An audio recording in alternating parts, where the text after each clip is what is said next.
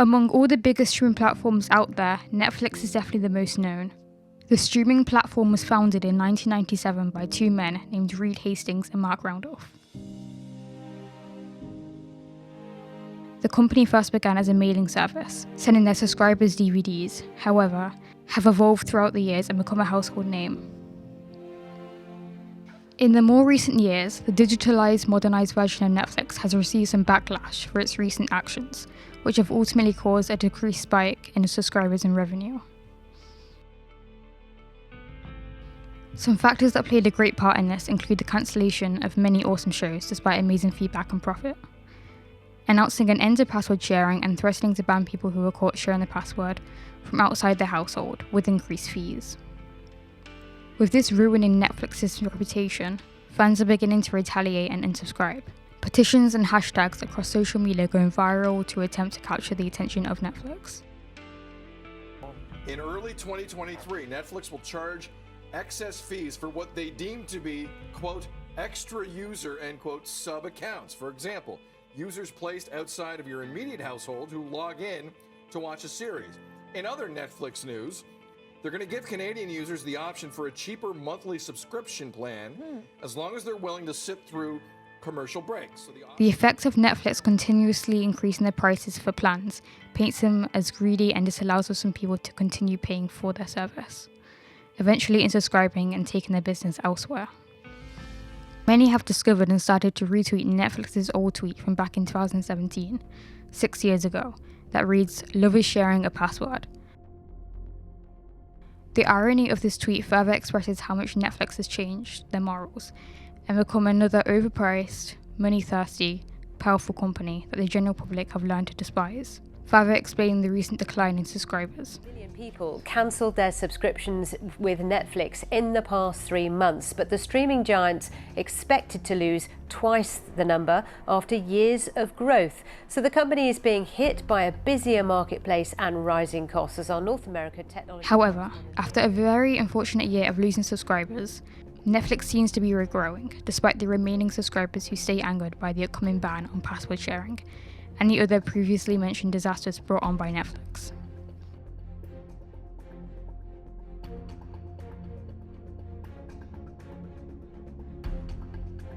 Territory.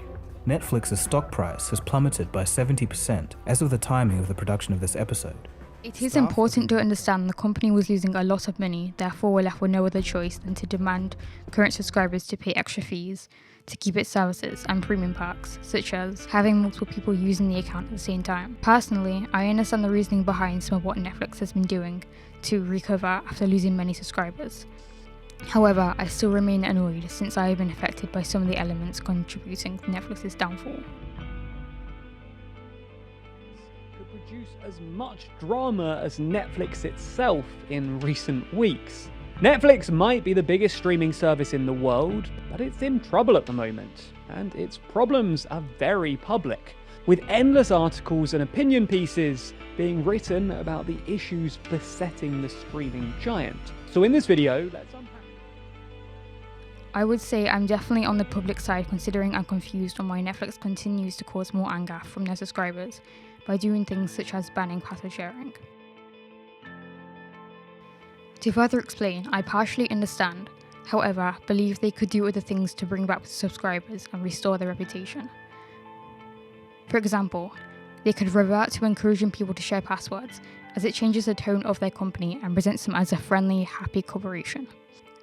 I also believe this will engage a lot of people and hopefully push them to sign up and share with their family. Despite less families paying to begin with, I can see more and more people signing up for themselves to share with their families in the long run, overall bringing in much more revenue and changing people's attitudes towards Netflix.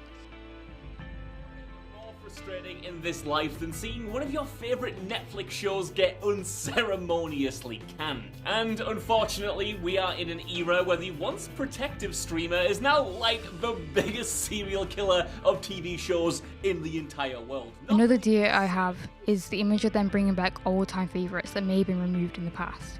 This could be enough to make individuals sign up just to watch their favourite show or movie, as I do see a lot of people doing this for other platforms like Prime Video and the infamous superhero drama The Boys. Greatest superhero team the world's ever seen, the Seven. Is there anything I can help you with? I'm not gonna piss you about, Huey. I heard what happened to Robin. You ain't alone, son.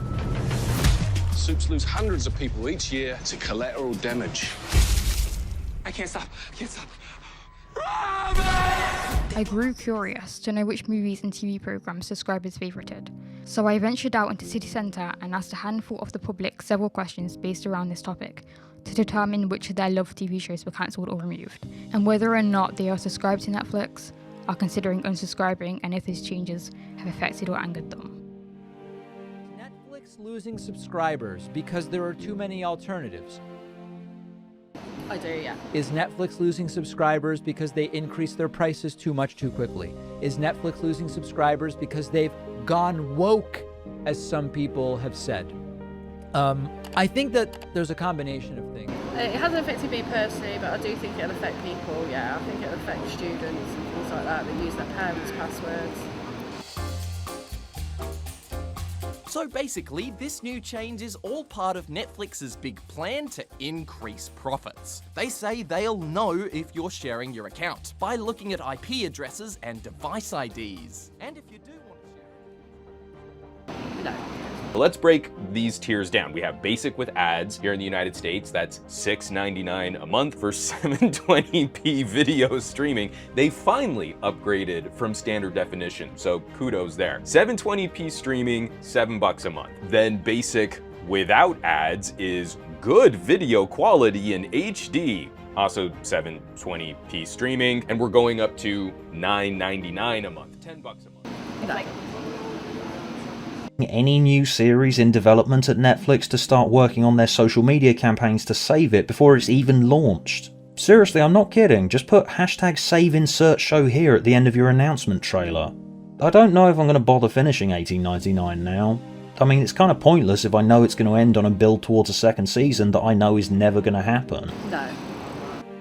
I was thinking about making a video about Mike Flanagan's Midnight Club, but I'm stuck on the question of whether it's even worth recommending now. It did really grow on me. The premise about a bunch of terminally ill teenagers telling each other spooky stories and being haunted by ghosts is really dark and morbid, but the show had a sense of humour and charm to it. And when it comes to depicting mental health, Mike Flanagan's team is just streets ahead of anyone else.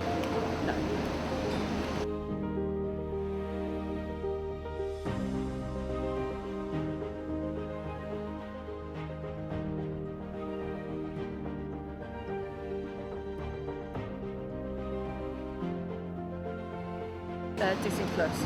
Disney Plus came on board in 2019 to challenge Netflix that has been in the game for much longer. They have different approaches to getting subscribers, and you can agree that these platforms appeal to you differently. The responses I received informed me there were many different opinions on the situation at hand, and on Netflix as a company. To further explain, many of the answers I received suggested not many people were too bothered by prices increasing, and didn't seem to be affected much. On top of asking subscribers for their input on Netflix and their attitudes towards the corporation, I also created a Google form where I asked some of the same questions with a few bonus questions, such as, what is your gender and where are you located, as it was an anonymous online questionnaire. The feedback is similar yet differs to my interview responses in the way where there is a considerable amount of people who are actually aware of the issue and how it caused Netflix to lose many subscribers recently, as opposed to the large number of people who declined my request to interview them, due to them not having much knowledge on the topic. This may be a way of politely saying they didn't want to be interviewed, however, it suggests the possibility of people who are online more frequently to be much more likely to see the backlash Netflix is receiving, ultimately explaining why the responders to my Google form had more knowledge and detailed input. To conclude, I personally believe this company's downfall is inevitable, considering most big companies these days have become greedy due to success and the modernization. A few of my personal favourites such as Warrior Nun and 1989 were unfortunately cancelled despite positive feedback. This news did upset me, however also prepare me for any future shows that will most likely get cancelled too. For now, I like to keep my subscription as there are many of my all-time favourites that remain on the platform, although pricing is an issue as it does cost quite a lot to keep up. I still enjoy watching Netflix, although I am in agreement with the other members of the public who are starting to dislike Netflix as a company and become irritated by its greed. The purpose of my documentary was to highlight how much the platform has grown, however also how it's turned into another typical mainstream, modernized corporation that's been swallowed by greed and the slow change of its morals.